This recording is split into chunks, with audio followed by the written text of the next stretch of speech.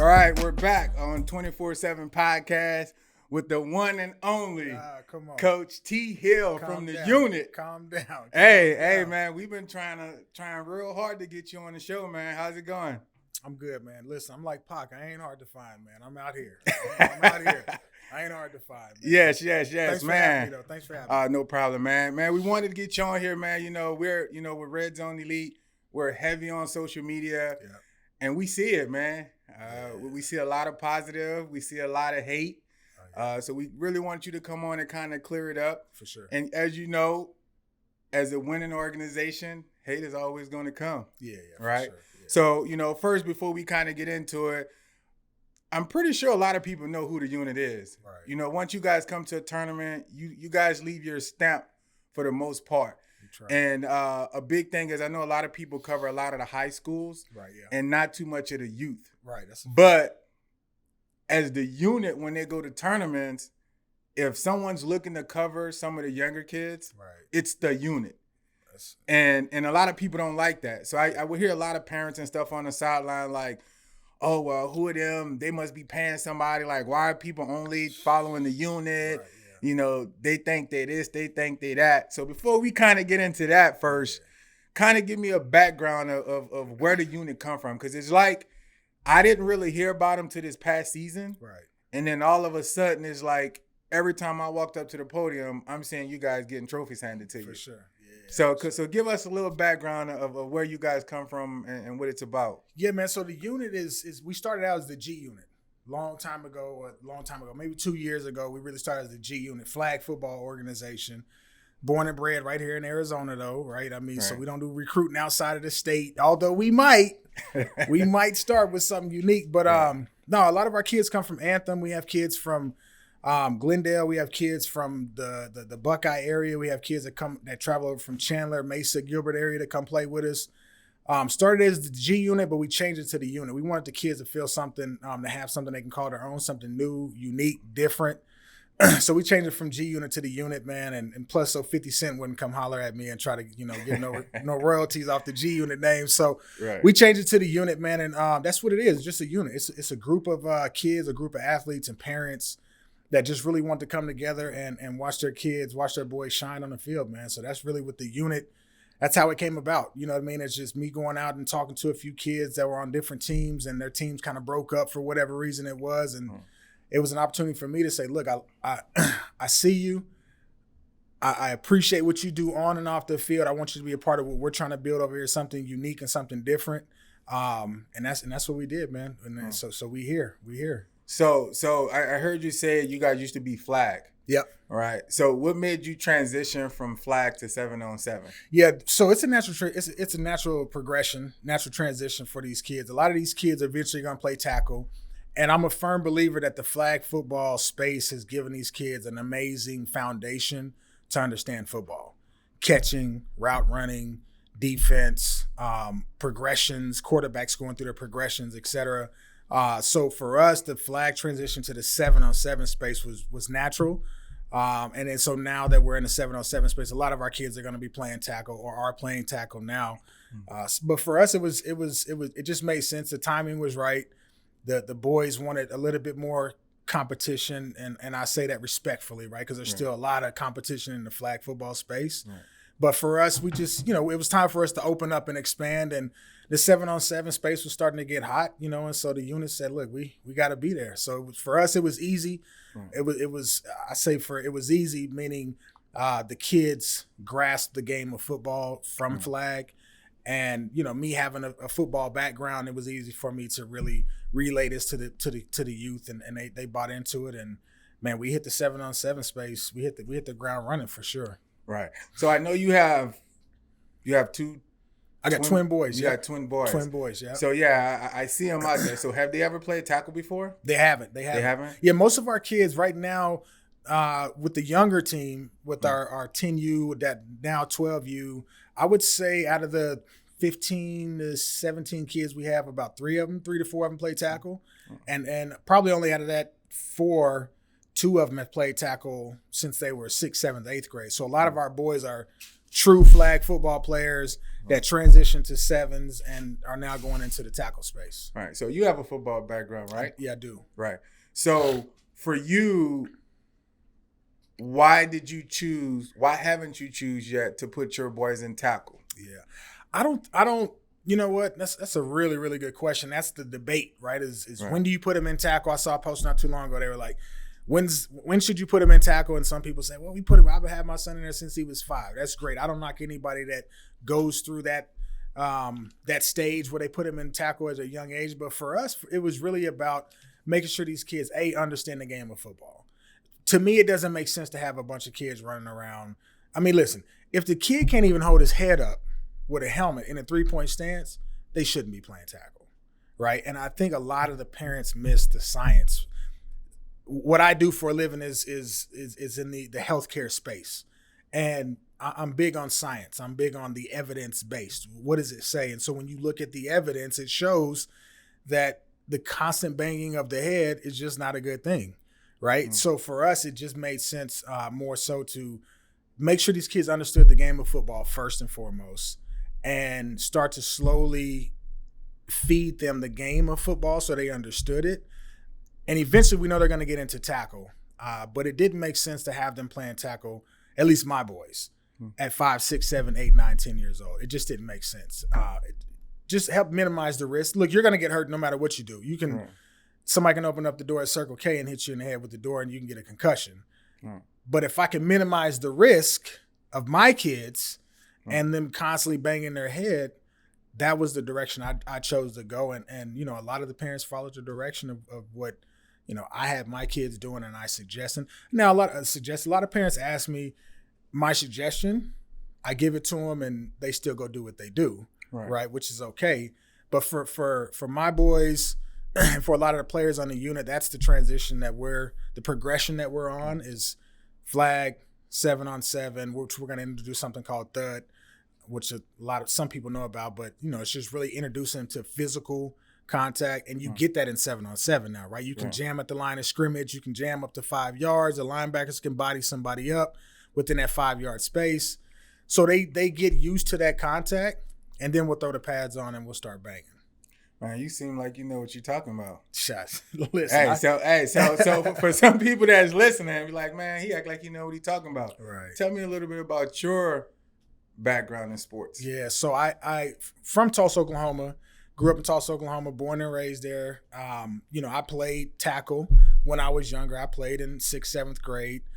But I was a basketball player. I love basketball. You know, Thomas Hill was a basketball player for Duke back in the days with Grant Hill and Bobby Hurley and all those guys. So I thought I was going to be a hooper. Right. And then I realized, you know, playing AAU basketball, traveling, that I wasn't the big dude anymore. Some of these cats was 6'8" at 14 years old, right? And I'm the guy in the post, right? I'm at 6'1", thinking I'm the big body down low. Right. But you got these guys that are towering over me. So believe it or not, I actually played tennis. I was an all-state tennis player. So my tennis coach, because I stopped playing football for a while. I didn't even play in high school until my junior year in high school. My tennis coach actually said, look, you got these big hands. She said, you need to go play football. I was like, yeah, at the time, my high school wasn't that good. We was like Fair East Side from Lean On Me. We just had a bunch of thugs running around, you know, you know, great teachers, but the school, we was just knuckleheads. But I went out my junior year, I played football, I played defensive end, and, you know, I started getting letters in the mail. And at that moment, it really clicked to me that this could be my opportunity. This is kind of my way out of the hood, right? So I took it and ran with it. You know, I played defense my junior year, and I remember the guy who was playing tight end at the time, a great friend of mine, we were in the playoffs to go to the championship game, and it was like slow motion. They threw him the ball, and he was wide open in the end zone to go to the championship game, and it just went right through his hands, and I just said, damn, I'm playing tight end next year.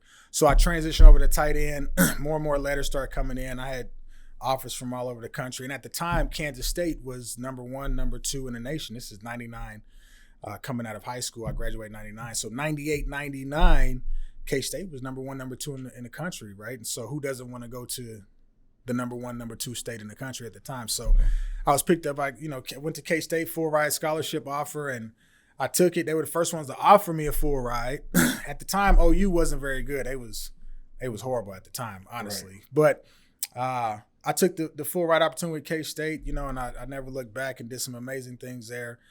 I was picked up by the Green Bay Packers in 2004 as a free agent tight end. My junior year, had an amazing year. Going into my senior year, we really were going to change the game. We were really introducing the tight end as that split out threat. Slot. That's kind of when that game started to change a little bit. Right. So Dale Miller, who was the offensive coordinator at the time under Bill Snyder, he started flexing me out at tight end, and I loved it because it gave me a chance to, you know, just get loose. Yeah, I wasn't banging around all the time with the big boys, and so unfortunately, I had a pretty bad ankle injury.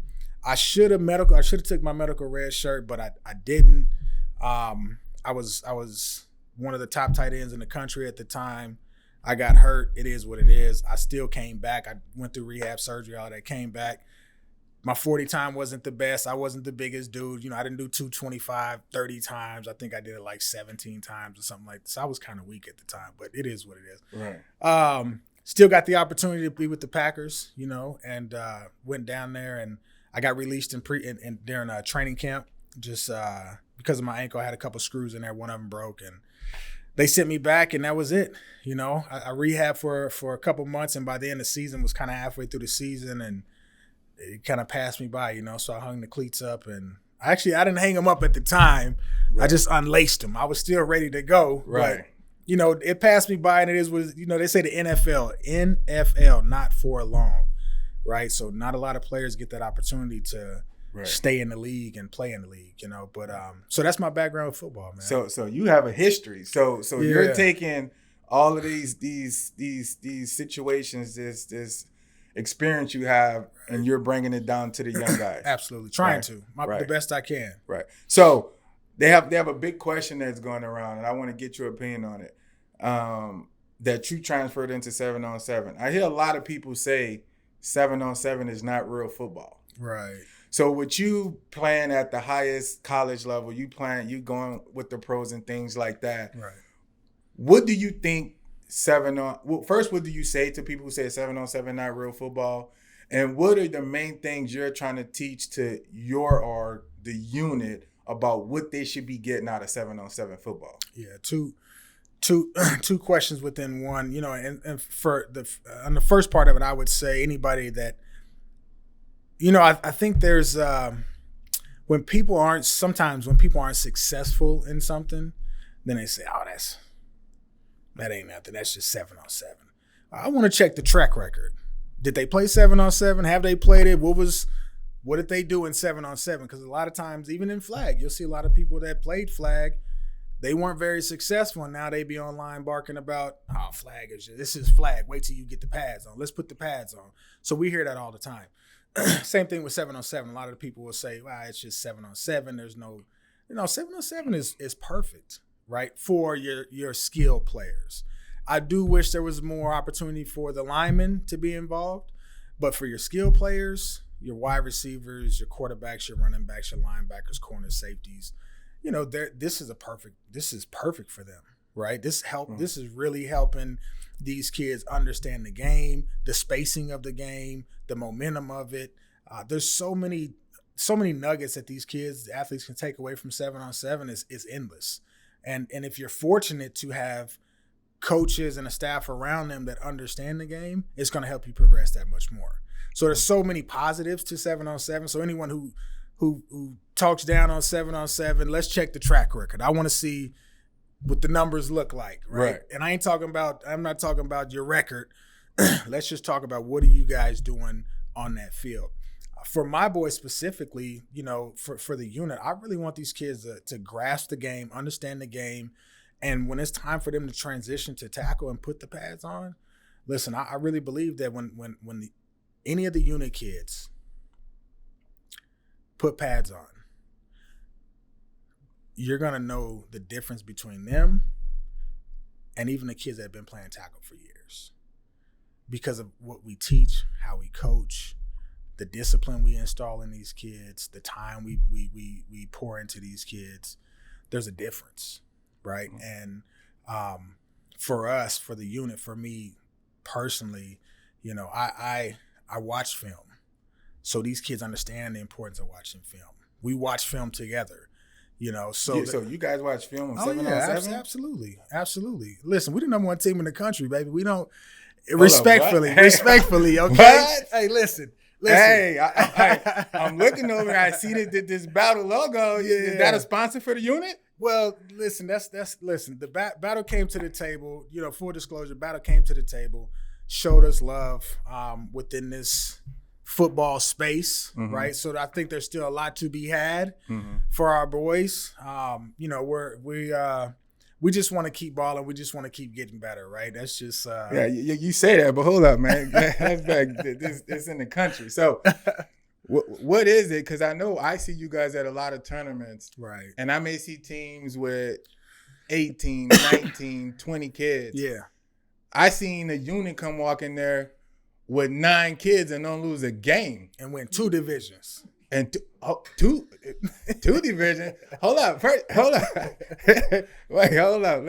Hold up. First, so is it true that, respectfully, right, that sometimes you guys can see a division and be like, oh, we're not going to lose a game, so we're going to get in this one, and we're going to go up 2 divisions to get some more work, and then sweep that division too? No, is that true? No, we never come in with that mentality though. We come in with a 1-0 mindset. That's a slogan, a motto that I came up with 20 years ago at K-State, which is 1-0.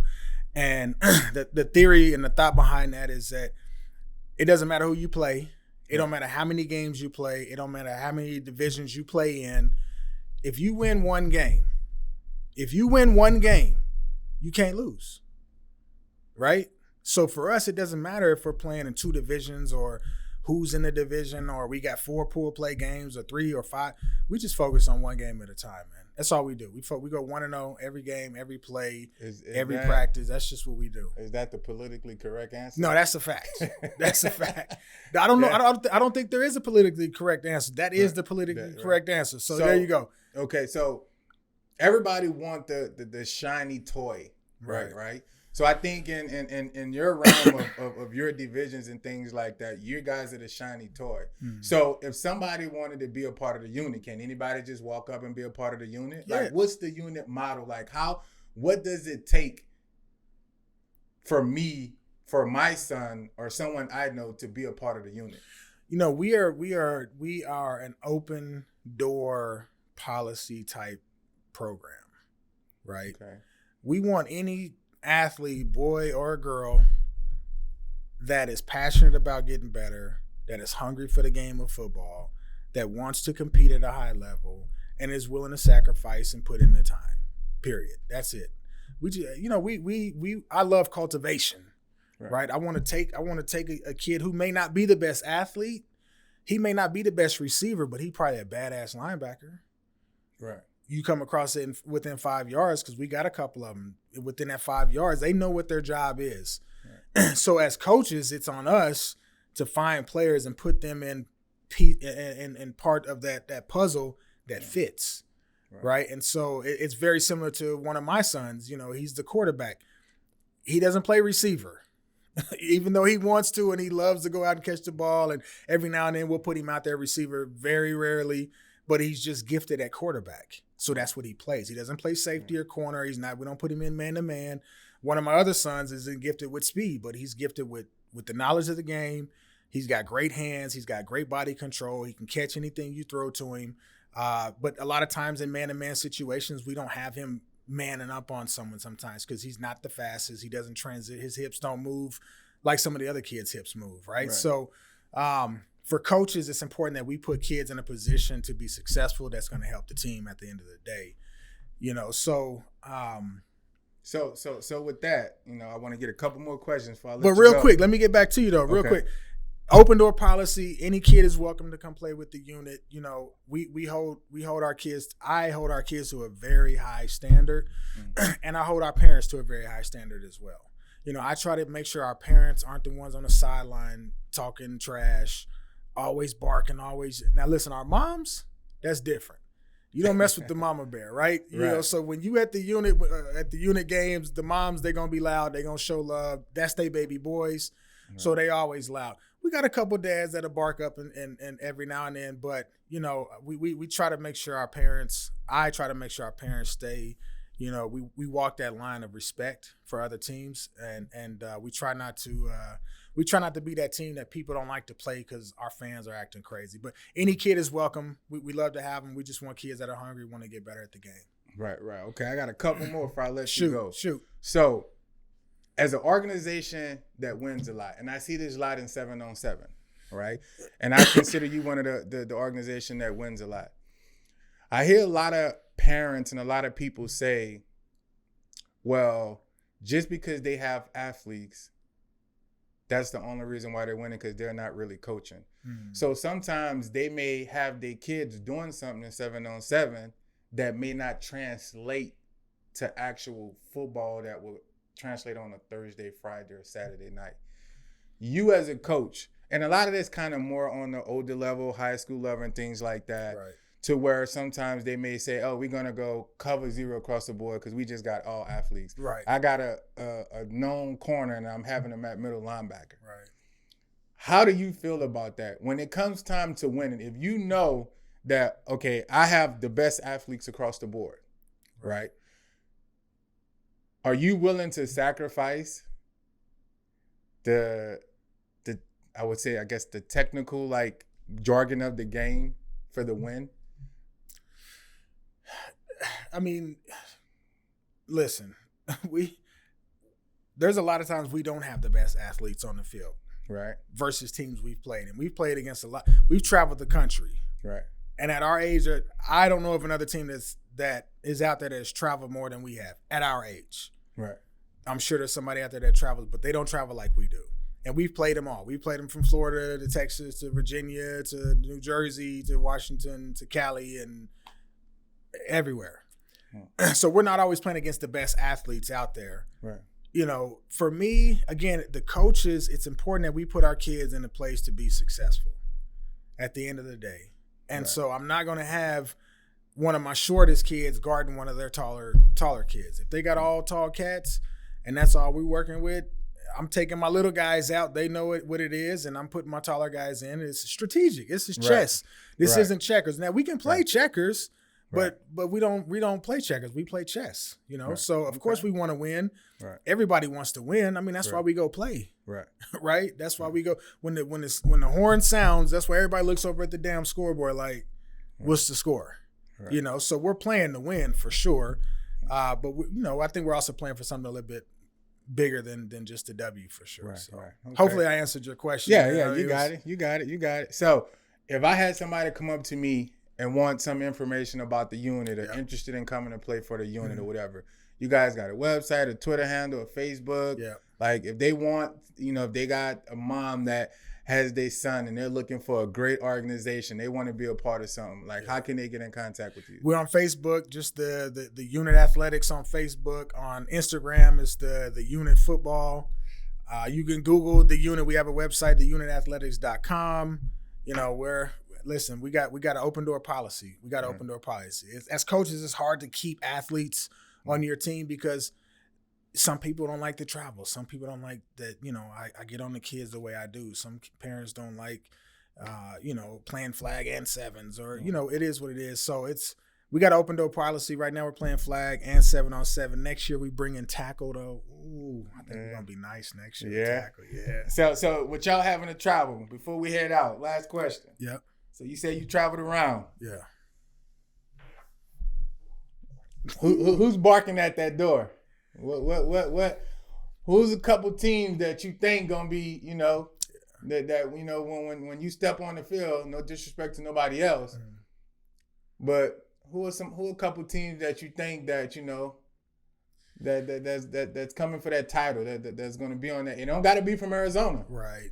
But I mean, listen, there's a lot of great organizations out there. Mm-hmm. They know who they are, and there's a lot of teams that have mentioned us on social media and put our name out there. And listen, when you hear me say we want the smoke, I say that respectfully. That means we want to play the best of the best, period. Right.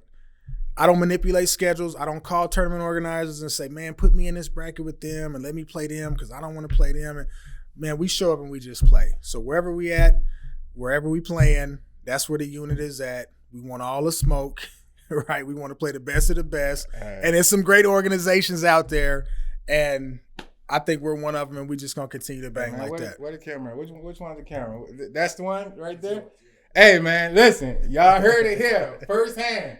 They want all the smoke. So if y'all can't get a hold of them, hey, reach us at Team 24. Hey, hit Red Zone 707 and lead up. Hey, they want it. All of it. Yeah, man. It's your boy, T Hill. Man, appreciate you. Thank you for coming out. For sure. Definitely looking forward to you guys this upcoming season. I think it's going to be huge. Yeah. I know you guys going to be at the MLK. We're going to be at all of them. We're going to be at all of them that we can be. Last thing I want to say is if there are sponsors out there, whether they want to come sponsor our team or sponsor another team, man, if you got, especially this time of the year, rolling towards the end of the year, the new start of the year, if you have money, pour it into these athletes, pour it into these teams, because these teams need it. They're traveling. These kids are building amazing experiences. And at the end of the day, a lot of these kids will never get the opportunity to play college ball. They won't know what it's like to jump on a plane and fly, across the country to go play in a football game in front of 40, 30, 60, 80, 100,000 people, right? So if there's sponsors out there, you got extra cash, you got checks, you want to write them, of course the unit will take it. Right, but there's hundreds of other teams out there that need sponsorships and donations. So reach into your pocket, pour into these kids for sure. Oh man, I definitely agree, man. And like I said, we always open it up if sponsors want to come on and talk to us or whatever like that. Yep. We always direct them back to you guys. Even though it's a bigger platform, even though a lot of times it may help us, but at the end of the day, if the kids don't have it, then it's no leagues, it's no red zone, it's no any of that. That's it. So definitely point it back into them. We're gonna, everybody else gonna get it back full. So that's it. Hey, T Hill, yes sir. Ruben, appreciate it, man. That's love, fam. All right, appreciate it, man. Thank you. Anytime. Appreciate it. All right, brother.